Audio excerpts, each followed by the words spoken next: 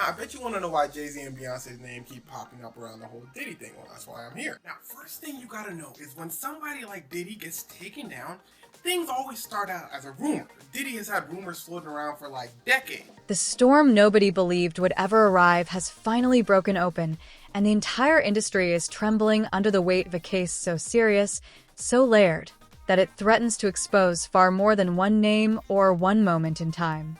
He right there in the corner, by the way. Jay-Z has had a few rumors himself, but more like speculation. People see Jay-Z in a picture of R. Kelly, they're like, I guess they both make music. Then Jay-Z will Harvey Weinstein. People are like, I guess they both do business. Then, of course, Jay-Z with Diddy. Now, hold on. Here's the thing. Jay-Z and Diddy go way back. Like back to the days when they were both coming up. So you could say they might just have a lot of respect for each other. But on the other hand, people are like, well, if you've known each other that long, Jay-Z, you must have known what Diddy was on. Jay-Z has always had a history of keeping quiet, which brings us to Aaliyah. Now, I'm sure y'all remember R. Kelly dated Aaliyah when she literally needed her parents' permission slip to get married. Now, if I remember correctly, her parents got the permission slip and said, marry who? And that's how this whole thing got exposed. Now, a lot of people in the industry actually knew about this relationship because they would work with R. Kelly. They would be in the studio with R. Kelly. Now, according to Dame Dash, who listened closely, was Jay-Z's first business partner and also dated Aaliyah when she was 21. He said this is how it went. He said he didn't want anything to do with R. Kelly because everyone knew what type of timing R. Kelly was on. He looks over at Jay-Z, and Jay-Z's out here creating collab albums with R. Kelly. And he saw why. For starters, everyone had a crush on Aaliyah. People were waiting down the clock until she turned 18. But Jay-Z decided to get a head start. Now, there's absolutely no proof that Jay-Z went after Aaliyah, but people were like, let me see another picture. But apparently Jay-Z wasn't successful, and Dame Dash started dating her when she was 21. Now, what does this all have to do with Diddy? It's the secrets. It's the, like what happened to Diddy, making people wonder. Nas came out, well, he technically didn't come out and say this, but while he was having his legendary beef with Jay-Z, he's doing a radio interview, and he's saying, it's weird that Jay-Z be working with people that need a permission slip to marry somebody. Okay, but again, rumors, kind of like what was happening to Diddy. But then, this lawyer comes out and says, boy, do I got some news for y'all. And here's where it starts to get wicked. Now, he's going after Diddy. Specifically, listen closely, anyone that Diddy might have done something to, or anyone who's watched Diddy do some of these things and stayed silent about it. Now, first of all, the lawyer's taking calls from anyone. So theoretically, anyone could just call trying to get some money saying Diddy did this to me, Diddy should pay me. But in the lawyer's defense, I'm sure he's looking for people with proof. Honestly, I don't know. He could be trash. Anyway, what he said next is what got people interested. He said, and I got some names. He said some wild names. Some names that will blow your mind. He's selling this. He said, yo, y'all finna wild out when you hear these names. I'm not gonna say it now. Y'all finna wild out. People are like, Now, in Beyonce's case, it's just because she's married to Jay-Z and she's been in the industry for like 20 years. People are like, you must have known something. But that's all people have. Now, in Jay-Z's defense, he's famously all about the money. As far as we've seen, he's always been around Diddy for like a public event or when money's involved. And the same could be said for all the other people he was around. He could have thought, oh, R. Kelly's huge right now. Let me do an album with him to boost my name up. Many people have come out saying Jay-Z is a cutthroat businessman. Kind of like Bill Gates, who I actually think is a sociopath, but that's a story for another day. A cutthroat businessman will cross any line and work with anyone to get what they want. Because at the end of the day, to them, it's just business. That being said, that doesn't make this a good thing. That's why Jay-Z can still be prosecuted for watching crimes happen but not saying anything about it. At the end of the day, as you probably know, Jay-Z is rich. He's not going to jail for that. He would need an insane amount of evidence, and even then, he would still probably get off. But that doesn't really matter in some cases. A lot of times, reputation is the most important thing. So a lot of times, the courts will take a case they know they can't win or sign a deal just to get the rumor mill started and get people going, oh, why did Bill Cosby sign a deal? For those of you that don't know, Bill Cosby was arrested like 20 years before the big, allegations came out. They told him, just tell us you did it and we won't broadcast this. He said, absolutely. I need to save my reputation. People started asking questions. Boom, boom, boom. 20 years later, he goes to jail. But he actually did get out because the cops did say they were going to keep his confession. But this storm is far deeper, far more deeply rooted in years of silence and protection, that even the biggest power players are now scrambling behind the scenes. For years, two towering figures moved like shadows across the landscape, shaping culture, money, influence, and public perception with quiet precision. They weren't just part of the world at the top. They were the top.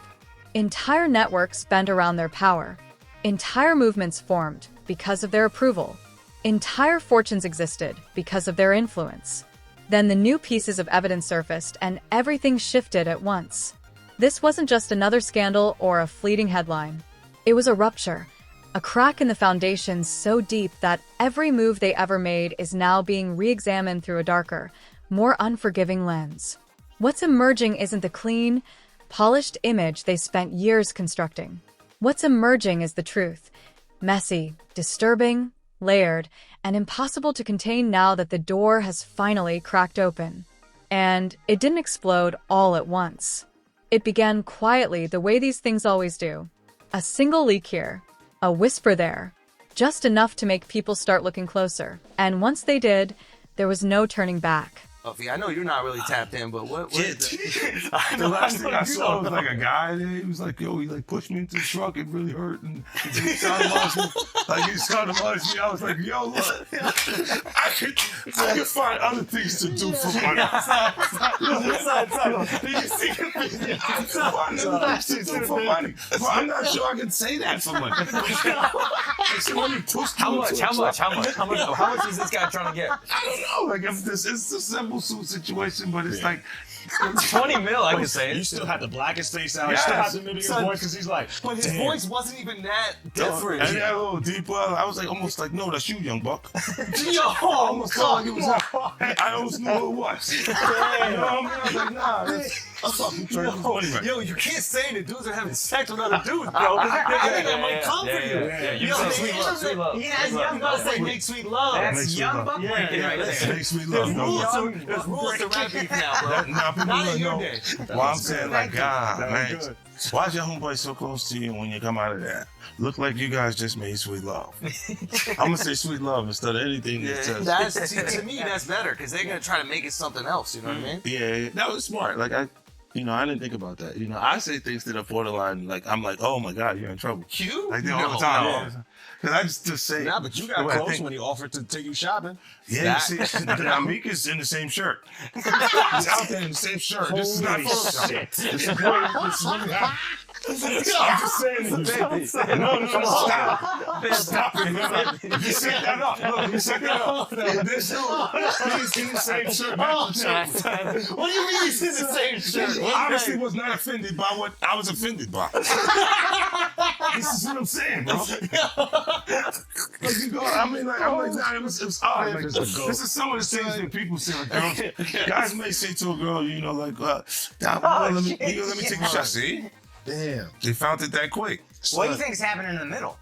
I don't know what's going on. Wow, there. they found Kendrick and Whiteface.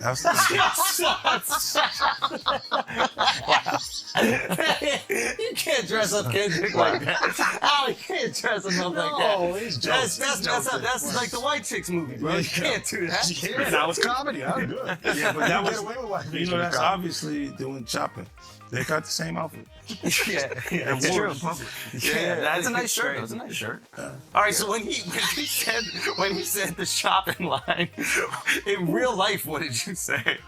I said, let me get away from him. Because it was like, he was like, yo, you hot now. Now we gotta hang out now.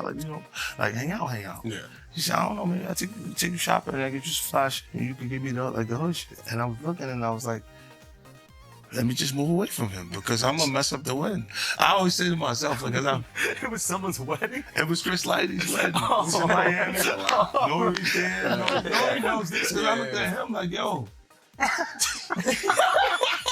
You heard what he just said, right? He's like, yo, certain things they let it go by because it's fluff. Like they would look, like he would say stuff, and it's like he wasn't like in the closet, he was like in the hallway. Now you see so much shit that you go away. No, this was visible, He guys. was in the hallway. We saw the video. Yeah, you see a We lot saw of that shit. video. It comes out later, you're like, that's not the closet. That's the hallway. He didn't give a fuck. Like, you could tell that he was. A document circulated quietly. A conversation was overheard by someone who was never supposed to be listening. At first, no one paid attention. No one thought it meant anything. These two figures had been bulletproof for so long that the idea of anything truly reaching them felt almost absurd. They had built empires out of nothing. They had survived storms that would have ended most careers overnight. Their resources, connections, and networks were strong enough to smother any spark before it ever became a flame. But this time, it wasn't a spark. It wasn't a rumor. It wasn't a vague accusation drifting through the air without substance. This time it was real. It was documented. It was supported by witnesses, timelines, contradictions, and a trail of decisions that no longer looked like coincidences when placed side by side. And with every new detail that surfaced, the narrative that once shielded them began collapsing piece by piece, unable to hold under the weight of scrutiny. What makes this moment even more shocking is that the evidence didn't feel rushed or reckless. It felt patient, deliberate, as if it had been sitting in the dark for years, waiting for the right moment to emerge. And now that it has, there's no putting it back. Nah, New York is dope. Because when Fab, he was like, yo, Fab, we ain't party. Fab was like, nah, we partying it up. He's like, no, like, but he did party. Yeah. And I'm like, yo, they let that one go. Like, I had to say something about it later because I was like, oh, it was fair. What does it feel like all these years, you being the only one calling this out? I look like I've been the crazy guy for a long They time. said you're a hater. They said You're a you're crazy. hater. You do this, yeah. And now everybody's complaining. My ass is hurting. This all this shit is coming. 50, you can't make jokes about it. No. The internet might come for you, bro. All I'm saying It is, might come from you. you see it now. All of these complaints. People were damn, they were and pillaged. This is what was going on, right? And what do I get for the? I went through years of a hater. You're a hater. You want this and that. I'm just watching. Like I look at things and go. When you see the new lawsuit coming with Jay, the part with Jay, I go, oh shoot, like. Then I think about it, I go, that had to be there. So when I was saying that he was missing, he just wasn't actively being out there because they was dealing with that. Wait, do you think there's truth to the Jay thing? There's no way. Like that, look, you know, so, like if you say, I have this thing where I'm conflicted when it takes you 20 years to remember something happened to you. Yeah. Okay. I don't know. I go also 10 years, 20 years later, it comes back, and it's like all of Puff's problems are coming from the ministers touching little boys. What you mean? The laws are the way they are because Because of the priests. the priests touching little boys. Oh. Why are we looking at me, bro? I just your go to man. church. I just go to That's church, your bro. I have man. nothing to do with this. I have an alibi. That's why the laws allow you to You go know, that I far have to turn back. away from you right here. I'm just a Catholic kid. Why? You've been dead. No. What's the body of Christ taste like? It's sacrilegious. You can't do that. He's like, yo, drink my blood. Yo, So it is crazy when after 20 years they come out. That shit is foul. But with Puffy, you were the only one saying anything for decades. yeah, because we had our own little thing. But you were the What was everybody your else thing? is scared. Huh? But everybody else is scared. So you think maybe this is a similar thing where everybody else is scared? I don't know what it is. I'm just Yeah, I asking. think that they're scared. But if they're scared, But then you've maybe that's been why I'm taking it from them. insinuating Jay-Z a little bit. Yeah. Like you've been saying people gonna come for him a little bit. No, I been thought he would do funky stuff like the Super Bowl. Like it was not okay for me to be at the Super Bowl. Oh, he tried to cut that. Yeah, he didn't want me to. Well, they worked to make like there was an issue with me in the NFL that doesn't exist. And So then, he did the corporate way of Yes. trying to keep you down. I'm Oh, it's doing not me. It's not. It's them. And then when M says he's not gonna do it if I'm not there, then, Let's go. like, Yeah. yeah, you know, That's Well, what I'm what's talking your about. and Jay's issue? it's just competitive stuff. It's for really me. just This is competitive. what I'm saying. When it gets past actual art, like actual music, and you trying to block something that's in business, then it feels weird. It feels like we should be having beef. Oh, Okay. So I that's can the see behind the scenes thing that we don't see. It's one thing when there's like people talking about each other in music. Yeah. But there's behind the scenes business deals that a guy is getting involved with on the side, and it's not like you're gonna go public and be like, they tried to stop my vitamin water. Yo, this deal, and Yeah. you go. He said that to you, like. Oh okay. wow. Like they'll speak to your temperament. Like say, you know, if 50's a little crazy, he'll say anything. You see what saying anything did to Kanye. So they're trying. He's basically trying to scare people out of doing deals. It no longer looks like isolated incidents, but a picture of a system, an orchestrated, well-oiled machine that operated in silence for years, hidden behind glamour, success, reputation, and power.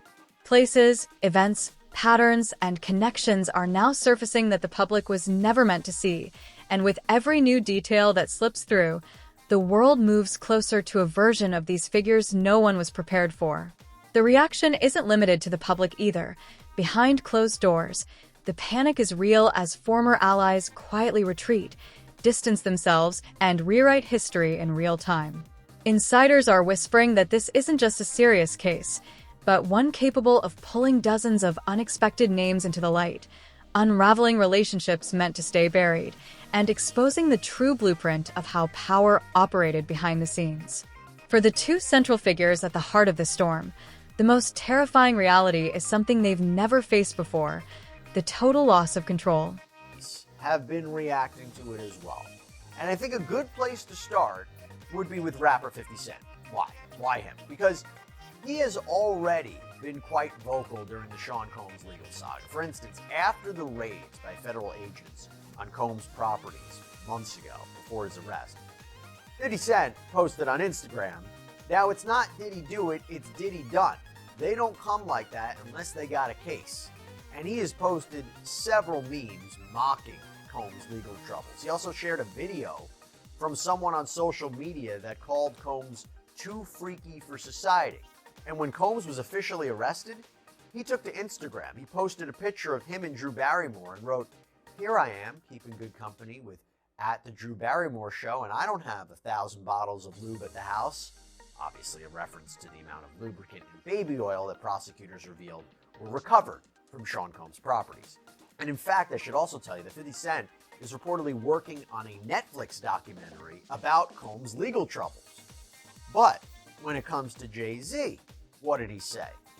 He said a few things, or he did a few things. So first, I should tell you that there doesn't appear to be any love loss between the two of them, because back in the day, the two had a beef, at least through lyrics against one another. For instance, 50 Cent released the song How to Rob, in which he seems to suggest robbing Jay-Z.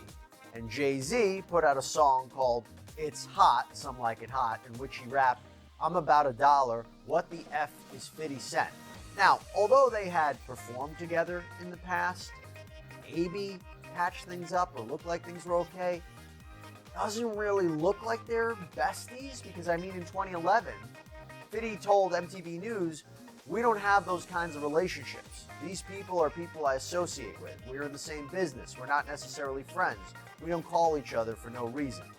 And I should tell you, if you had any doubt about their friendship, well, what did 50 Cent do just in the wake of this Jay-Z lawsuit? Well, he posted on Instagram a meme of him in a car with the caption, "Okay, I don't know what's going on, but are we going to still have the Super Bowl? Worried emoji? I'm just asking for a friend." That, of course, is in reference to the fact that for the last few years, Jay-Z and his company Roc Nation helped to produce the Super Bowl halftime show. But he really wasn't done there, because you know how right after the lawsuit was filed, I mean less than 24 hours, Jay-Z, his wife Beyonce, their 12-year-old daughter Blue Ivy, and Beyonce's mom Tina Knowles attended the LA premiere of Mufasa, the Lion King. This is what we talked about in a previous sidebar. But now, in a deleted post on Instagram, 50 Cent wrote, "Jay said they said I raped the kid. Everybody get dressed, we gonna see Mufasa." Seemingly poking fun at him for going to a movie premiere in the wake of these brand new allegations. Now, to be clear, Beyonce and Blue Ivy both star in that movie. I don't think that they could have avoided the premiere, but maybe some would say you shouldn't have showed up. I don't know. But anyway, I will tell you, I interviewed body language expert Susan Constantine about how Jay-Z appeared at that premiere and whether it told us anything based on his body language. Take a look. When I look at Jay-Z, you can see his lips pursed. That is a form of agitation. So when we look at that, when people purse or tighten their lips, it tells you a little bit about their cognitions, maybe that he's not really enjoying this as much as he's portraying when he was walking on. And what I'm looking for is a cluster. I see a horizontal stressor right across his forehead, and then he has his hand in his pocket. So we've got three things, which is a cluster. You would think that Jay-Z... For the first time, they cannot silence the growing wave, cannot redirect the narrative, and cannot dismiss this as background noise from the sidelines. The evidence is too heavy, the timing too precise, and the connections too strong to ignore, while investigators are pushing harder than ever before. Every day, more pieces fall into place, and the picture grows darker, sharper, and impossible to deny. Inside the industry's upper circles, the ones who usually know what's coming long before the public does, panic is already setting in with late-night meetings, tense phone calls, lawyers stepping in, crisis teams activating, and advisors warning that the fallout could spread far beyond the two figures at the center. Because if one thread is pulled too hard, everything connected to them risks unraveling. For years, these two giants moved with untouchable confidence, building legacies on the belief that no one could ever challenge them, projecting unity and control, an image that is now beginning to fracture under the weight of what's coming. And have incorporated Beyonce into the mix by putting his arm around Beyonce's waist. We didn't see that here. So that's why I'm saying there's almost like a separation of two different frames. Beyonce, of course, alliances are with her daughter. You can see her leaning her head towards her daughter. Her daughter is out up front. It's almost in a princess type of positioning. So overall, when I'm looking at this, the mannequin type of stance that Tina has, the agitation that Jay-Z is concealing. So what I mean by that, it's not an outward or expression. It's actually micro expressions of showing you what some of cognition might be. But going back to 50 Cent for a second, you know what else he apparently did? Because it didn't end there. He apparently posts an AI-generated video of Jay-Z and Sean Combs in tuxedos getting arrested by police with the caption, "I want to post this, but I'm afraid I'm going to get shot. LOL, laughing emoji." Now, one other thing I have to mention about 50 Cent before we go to other celebrities. So he sat down for an interview with personality Big Boy, and it happened this week, and he addressed a lot of this. He said, "I haven't had issues with Puff where I don't like him. I don't like things that he would do that make me uncomfortable." And in terms of Jay-Z, he said, "I just hope things are all right for him internally. I mean at the crib. Because in the statement they mentioned his daughter being old enough to, because she about 13, so it's the same age as these kids they saying he did something to." And he also said the damage is already done by the allegation itself. And he even claimed that the NFL regarding the Super Bowl show, quote, will fall back in light of this lawsuit, and they won't necessarily be associated to that. Meaning the NFL, they won't necessarily stick with Jay-Z. Now, in terms of what he said about Jay-Z's home life, he seems to be referencing Jay-Z's statement that was put out after the filing of this complaint. And the statement accused Jane Doe's attorney, Tony Busby, of trying to blackmail him to settle the case before filing what he claims are false allegations. And he said the following, "My only heartbreak is for my family. My wife and I will have to sit our children down, one of whom is at the age where her friends will surely see the press and ask questions about the nature of these claims and explain the cruelty and greed of people. I mourn yet another loss of innocence. Children should not have to endure such at their young age. It is unfair to have to try to understand inexplicable degrees of malice meant to destroy families and human spirit." So that was basically what 50 Cent had to say so far. But going back to Tina Knowles, remember I mentioned her, I want to talk about her for a second and talk about her, I don't want to say reaction to Jay-Z's lawsuit, because as you'll see, she says this really wasn't her, but something very curious happened. There were reports that Tina Knowles liked an ABC7 Chicago Instagram post about the lawsuit with the caption reading, "Sean Jay-Z Carter and Sean Diddy Combs are accused of raping a then 13-year-old girl at an after-party following the 2000 Video Music Awards," according to an amended civil lawsuit that was filed Sunday. So, did she really like that? Well, she says no. In an Instagram post, she denied liking the post, claiming her account was hacked, writing, "As you all know, I do not play about my family. So if you see something uncharacteristic of me, just know that it is not me. And please stop playing with me. No weapon formed against my family shall prosper." And of course, as I mentioned, she attended the Mufasa premiere with Jay-Z and the family and looked in good spirits. So maybe that reaction wasn't really a reaction. But I will tell you who did react. Charles Barkley and Shaquille O'Neal. Power, dominance, and flawless control once defined their image, but these new revelations shatter it like glass. What once looked like confidence now reads as arrogance. Unity feels more like conspiracy. Dominance resembles intimidation, and control is exposed as a carefully maintained illusion designed to keep everyone else in the dark.